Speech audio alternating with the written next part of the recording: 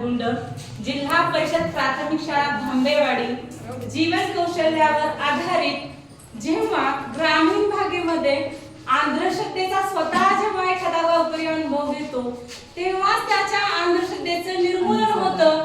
या तत्वावर आधारित महाराज ही कथा आज मी तुमच्या समोर सादर करीत आहे. ऐन सकाळच्या प्रहारी शिवा तांब्या घेऊन गावाकडून गावाच्या आतमध्ये परत जात होता. तेव्हा घाई गडबडीत इकडं तिकडं पाहत त्याची चालण्याची लगबग चालू होती. अचानक त्याला कट्ट्यावर एक माणूस बसलेला दिसला. तो थबकला. घाई घाईने पावलं टाकत कट्ट्यावर गेला. त्यानं त्या माणसाकडे एकटक पाहिलं आणि विचारलं, "व कोण पाहुणं व?" त्यावर शिवा म्हणाला. त्यावर महाराज म्हणाले, "आम्ही महाराज आहोत बेटा, आम्ही या गावात आलेलो आहोत. अधिनाथ कार्यसिद्धी." महाराज म्हणाले. मग काय शिवानी त्यांची नाना प्रकारे चौकशी चालू केली. त्यांना नको ते प्रश्न विचारले आणि ते महाराज आहे ही खात्री पटल्यावर त्याने प्रथम नमस्कार केला, हात जोडले, शेवटी साष्टांग दंडवत सुद्धा घातला. त्यावर त्याने महाराजांना विचारले, "महाराज कोण गावचं व?" त्यावर महाराज म्हणाले, "महाराजांना गाव नसतं." मग तो डोळे उघडून आ वासून महाराजांकडे पाहतच राहिला. मग महाराज हसतच म्हणाले, "हे बघ बाळा, घरी जा, तुझ्या मनातली इच्छा पूर्ण होईल आणि घरी जाऊन तुझ्या बायकोला स्वयंपाक करायला लाव. आम्ही जेवायला तुझ्या घरी येतो." हे ऐकल्यावर तो काय आनंदात घरी निघाला. घरी जात असताना मात्र तो विचार करत राहिला, नेमकी कोणती गोष्ट आपल्या मनासाठी होणार आहे. आणि मग त्याला समोरूनच बाबू पैलवान येताना दिसला. मग त्याने बाबू पैलवानाला हटकलं, "अरे मर्दा, माझे तेवढे तुपाचे पैसे देतोस का?" त्यावर बाबू पैलवान म्हणाला, "होय, किती झाल्यात?" त्यावर शिवाने सांगितलं, "3 पैसे." मग बाबू पैलवानाने चिल्लर चालून 1 पैसा त्याच्या हातावर ठेवला. मग काय शिवा खुश झाला. घराकडे निघाला. घरी बायकोला स्वयंपाक करायला सांगून महाराजांना आणायला गेला. महाराज घरी आले. मस्त जेवण केलं. 2-3 तास चांगली झोप काढली. आणि मग शिवा तर दिवसभर हनुमानासारखं त्यांच्या मागे पुढे पळतच राहिला. मग त्याने शेवटी विचारलं, "महाराज, एक प्रश्न होता, विचारू का?" महाराज म्हणाले, "विचार की." "अहो महाराज, माझ्या लग्नाला 10 वर्ष झालं बघा. माझी बायको बी चांगली हाय." महाराजांनी बघितलं. मग महाराज लगेच म्हणाले, "हा, तुझ्या पदरी संतान नाही, लेकरू बाळ नाही, एवढंच ना?" मग काय शिवा खुश झाला.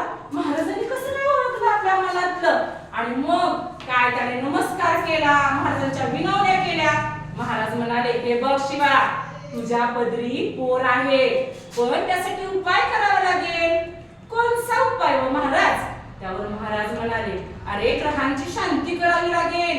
3-4 ग्रह अशांत आहेत, त्यांना शांत करावं लागेल. हे ग्रह फार डॅम्बिस असतात बरं."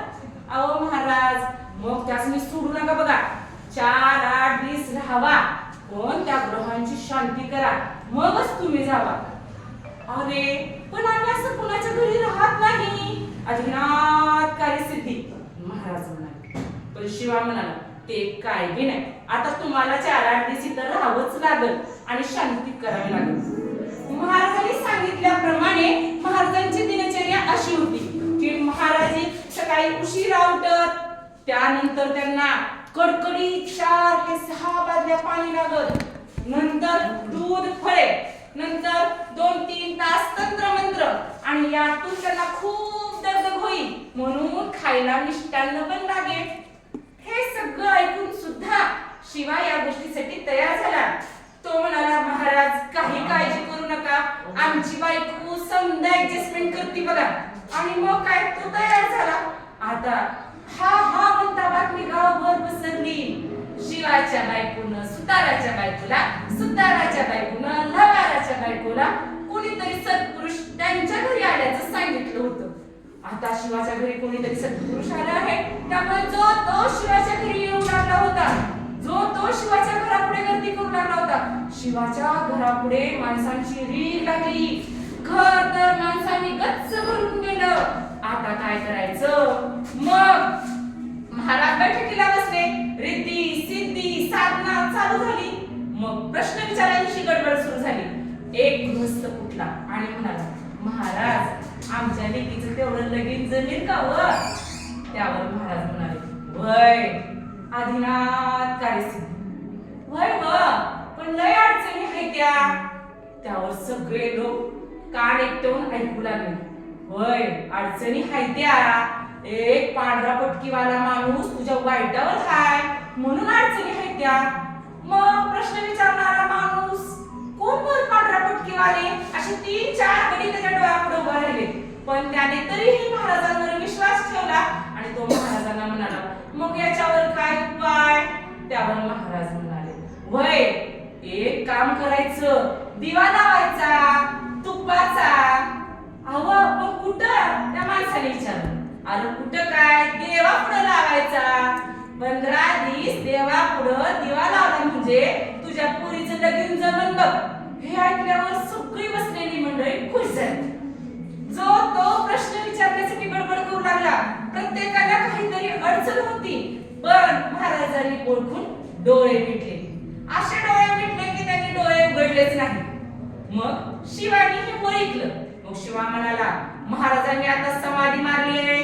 तुम्ही सगळे आता घरी जावा आणि उद्या या. हाला हाला लवकर असं म्हणून त्याने सगळ्याला घरातून बाहेर काढलं. सगळी माणसं उद्या लवकरच येऊन आपला प्रश्न विचारायचा याच विचारत होती. आता गावातल्या बऱ्याच जणांना महाराजांचा गुण आला होता. महाराजांनी सांगितल्याप्रमाणे एक हरवलेला बैल घावला होता. सासूलांची भांडणं सासूला महाराजांनी सांगितल्याप्रमाणे गावाला पाठवल्यामुळं थोडीशी मिटली होती. असे बऱ्याच जणांचे प्रश्न मिटलेले होते. आता बऱ्याच जणांना महाराजांचा गुण आला होता आणि ही दिनचर्या चांगलीच चालू होती. शिवा आणि शिवाची बायको यांना आता आलेलं तांदूळ गहू गोळा करून ठिक्यात बांधणं एवढंच काम उरलं होतं. ती दोघं सुद्धा या कामाने पार दमून जाईल. महाराजांची कीर्ती मात्र पसरतच चालली होती. आता काय करायचं? मग एके दिवशी मात्र बाबू पैलवानाला महाराजांची ही गोष्ट समजली. बाबू पैलवान आतापर्यंत तरी महाराजांकडे आला नव्हता, पण आता तो येणार होता. गोष्टच तशी होती. 7-8 दिवसावर त्याची कुस्ती रंगणार होती आणि त्याला माहित होतं की कुस्तीत काय आपला निभाव लागणार नाही. मग तो आला महाराजांकडे. महाराज त्यावेळेस साधनेत बसलेले होते. मग बाबू पैलवान पुढे गेला आणि म्हणाला, महाराज मी बाबू पैलवान हाय बघा. माझं तुमच्याकडे एक काम हाय म्हणून मी आलोय. त्यावर महाराज म्हणाले, आदिनाथ कार्यसिद्धी, अहो महाराज थोड्या दिवसात माझी कुस्ती येऊन ठिपली मी जितन का नाही? त्यावर महाराज म्हणाले, आदिनाथ कार्यसिद्धी. मग काय? बाबू पैलवान आणखीच गडबडून आले. त्याला काही सुचेना. तो अस्वस्थ झाला. त्यावर महाराज म्हणाले, जोड भारी हाय पण एक उपाय हाय. काय बघ? काय नाही, 5 रुपयाची शांती करावी लागेल. एवढंच ना? बाबू पैलवानासाठी 5 रुपये म्हणजे साधी गोष्ट होती. मग त्याने 5 रुपये दिले आणि 8 दिवस तो मस्त मजेत बसून राहिला. आणि मग व्हायचं होतं तेच झालं. 8व्या दिवशी कुस्तीचा दिवस उजाडला. बाबू पैलवान कुस्तीला गेला आणि सपशेल पडला. कारण ही तसंच होतं, त्याने तयारी केली नव्हती. आणि मग काय, गावाचं नाक कापलं गेलं. आला माघारी आला आणि कट्ट्यावर बसून महाराजांना नको तितक्या शिवाय देऊ लागला. हा हा म्हणता बाबू पैलवानाची आणि महाराजांची गोष्ट पण गावभर पसरली. आता बऱ्याच जणांना महाराजांचा गुण पण आला नव्हता. कोण देवीच्या रोगाने वारलं होतं, कुणाची सासूसुनेची भांडणं पुन्हा पेटलेली होती. आणि मग आता ही बॅग गावाच्या बाहेर काढायचं असं सर्वांमध्ये ठरलं. पण ती वेळ झाली नाही, कारण त्याच्या आदल्या रात्रीच महाराज सामानासह पळून गेले होते. आणि मग काय, बाबू पैलवानाचा 4 दणके देऊन त्याची जिरवायची इच्छा अपुरीच राहिली होती. शिवा मात्र डोक्याला हात लावून उमऱ्यावर बसला होता. सगळेजण त्याची चेष्टा करत होते. कित्येक दिवस, कित्येक आठवडे, महिने शिवा त्यांची वाट पाहत राहिला, पण महाराज पुन्हा आले नाही.